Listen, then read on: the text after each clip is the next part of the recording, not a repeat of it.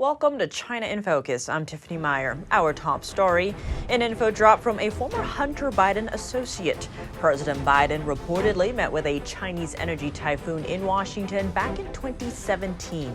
His firm reportedly paid Hunter millions of dollars.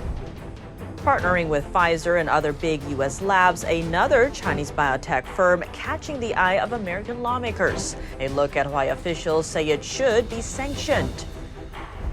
Inside a Chinese Communist Party event, high-level officials mingled with bodyguards for the Chinese leader in an unusual video. And one of the world's largest index providers purging dozens of Chinese stocks from its portfolio. Meanwhile, India's weighting is on the rise.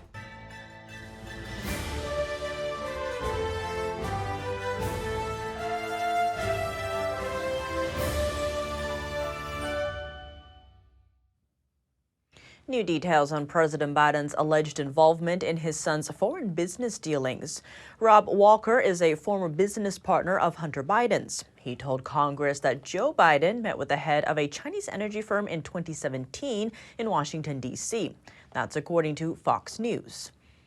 This Chinese energy firm has deep ties to the Chinese Communist Party. It sent millions of dollars to Hunter Biden. Its head, Ye Jianming, formed a business venture with Hunter Biden and Tony Bobulinski, who strongly suggested that the firm had involved Hunter in order to gain access to his father, Joe Biden, then vice president. As for the 2017 meeting, Walker said it was a lunch at the Four Seasons Hotel in Washington, D.C. Walker himself, Hunter Biden, and Ye Jianming, the head of the Chinese energy firm, attended. He said the former vice president also stopped by. Walker noted the meeting was to discuss ways they could work together. It was over an hour and a half, though Joe Biden was there for maybe 10 minutes.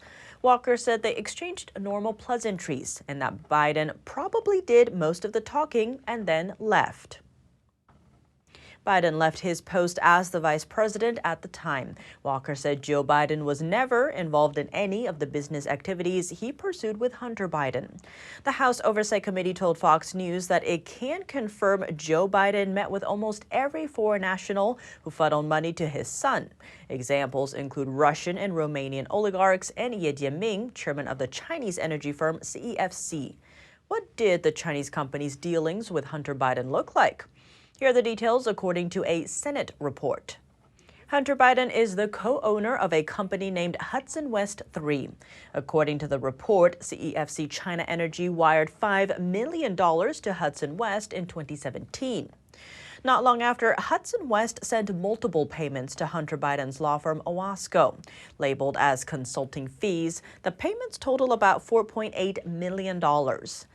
Around the same time, Hudson West moved over $1 million to Hunter's uncle, James Biden's consulting firm.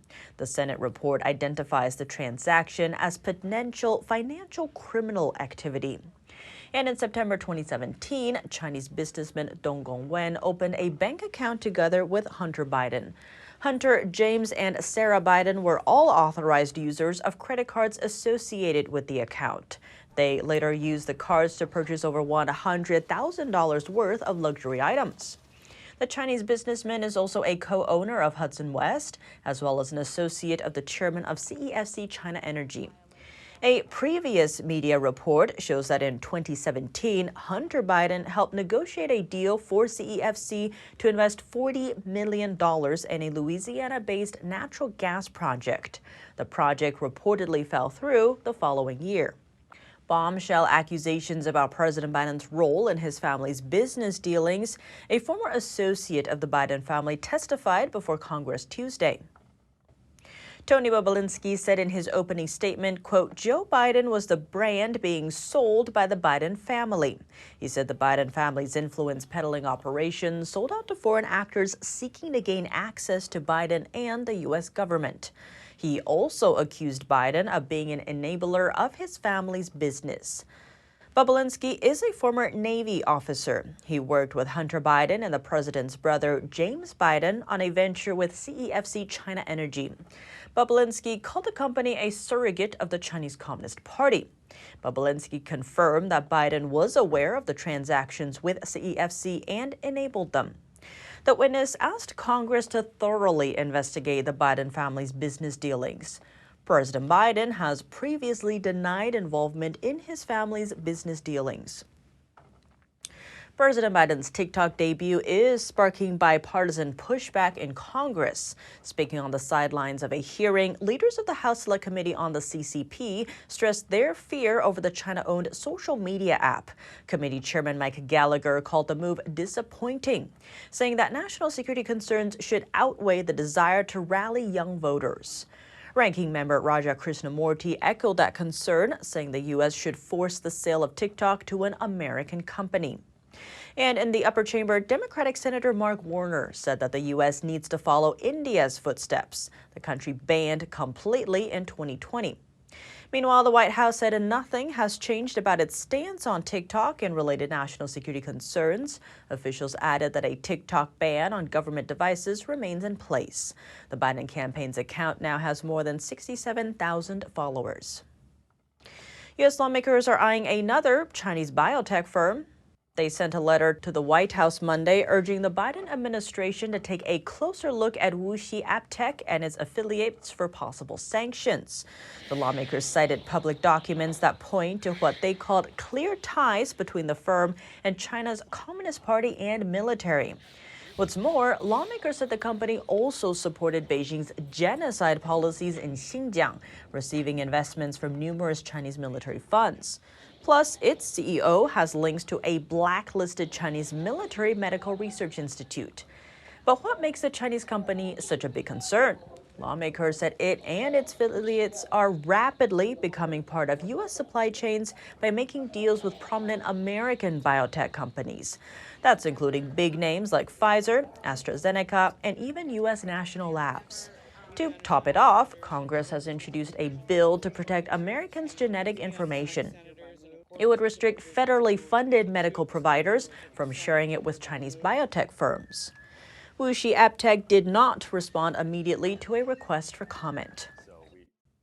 Next, take a look at this unusual video clip taken during a Lunar New Year gathering of Chinese Communist Party leaders. In addition to the older attendees, quite a few young men stood out in the videos. They were dressed in exactly the same way, in all black with short haircuts. Who are they? Let's dive in. Sitting at almost every table behind Chinese leader Xi Jinping, the young men are reportedly the bodyguards of the regime head. They wear stoic facial expressions and appear focused. What has Xi on high alert while attending an insider event? According to Wang Dan, a lead figure in the 1989 pro-democracy movement, it all indicates the same fact. This regime is not stable, and the CCP is filled with tension internally. American professor and China expert Zhang Tianliang stressed that the bodyguards were closely supervising the exchanges between the guests, possibly to gauge any dissatisfaction towards Xi in the crowd. Moving on to Europe, Beijing is lashing out over a new trade proposal from the European Union. If passed, it would mean more trade curbs on Chinese firms. The Chinese regime is vowing to take what it called necessary measures in response to the plan, which targets 24 firms, including 3 based in China and 1 in India. The new proposal would ban European firms from trading with those entities. It's part of the bloc's efforts to clamp down on Russia, specifically its access to sanctioned goods for its war efforts in Ukraine. Tensions have been mounting between Europe and China in recent months, with the EU kicking off a probe into a flood of Chinese electric cars, and Beijing retaliating with an anti-dumping investigation into EU liquor products. Plus, the Netherlands striking a deal with the U.S. to limit deliveries of sensitive chip-making equipment to China. Back to the EU's new proposal, if member states give the green light, the limits on businesses in mainland China and India will be the EU's first since the Ukraine conflict. Last year, a similar proposal targeting Chinese companies was shelved due to pushback from some member states and assurances from Beijing not to back Russia's war. A $95 billion bill getting the Senate's go-ahead on Tuesday. That money earmarked for aid to Ukraine, Israel, and Taiwan. Here's what Senate Majority Leader Chuck Schumer said about the measure. Today, we make Vladimir Putin regret the day he questioned America's resolve. And we make clear to others like China's President Xi not to test our determination. and we send a clear bipartisan message of resolve to our allies in NATO. The bill was held up in Congress for 2 months before the vote, with some Republicans first demanding changes to immigration policy. The bill passed after winning support from over 20 GOP lawmakers. House Speaker Mike Johnson still opposes the bill. In a statement, he said the mandate was meant to secure America's own border before sending additional foreign aid around the world, adding that without border policy change in the Senate, the House will have to continue to work its own will. Next, a roundup of short economic updates from China. First, one of the world's largest index providers is purging dozens of Chinese firms, ousting them from its global benchmarks. In a recent quarterly review, New York finance giant MSCI said it is removing 66 stocks from its China index.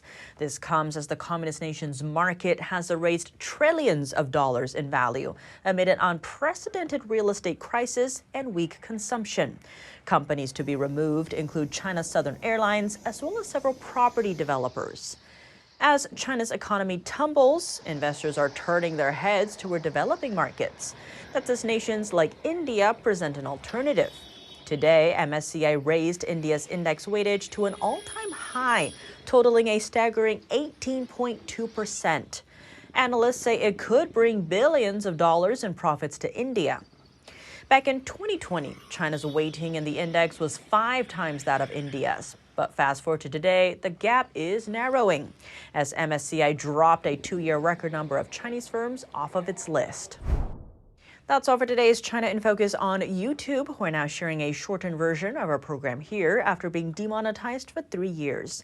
If you'd like to support us, consider donating. Find us at donorbox.org/China-in-focus. Or subscribe to our partner platform, Epic TV, where you can watch our full episodes. Here's what to look out for in our second half. Another sign the Chinese economy is losing steam. Many across the country are reporting months of missing salaries. They told NTD that they are struggling just to get by. Europe's renewable energy manufacturers facing bankruptcy risks due to Chinese imports. A look at the issues cropping up. And an American performing arts group captivating audiences in Tucson, Arizona. What theatergoers had to say about their experiences learning about 5,000 years of traditional Chinese culture. More on that after the break here on China in Focus.